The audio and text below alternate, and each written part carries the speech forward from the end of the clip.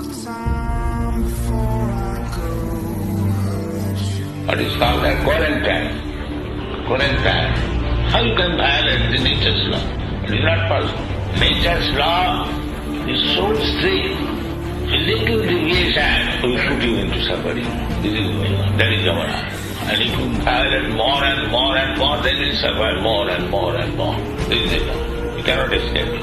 That is the general law everywhere, all over the world, life for life. So similarly, in the God's law, there is no such thing that if you kill a human being, he will be killed. And if you kill an animal, he will not be killed. That is imperfect law, man-made law. You are maintaining so many slaughterhouses, and when it will be mature, there will be war, the wholesale murder. Finished. One atom bomb. Finished. You'll have to suffer. Don't think that innocent animals, they cannot protest. Let us kill and eat.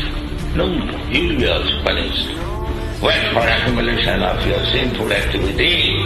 Why do you think there is no punishment and there is no God? It is utopia.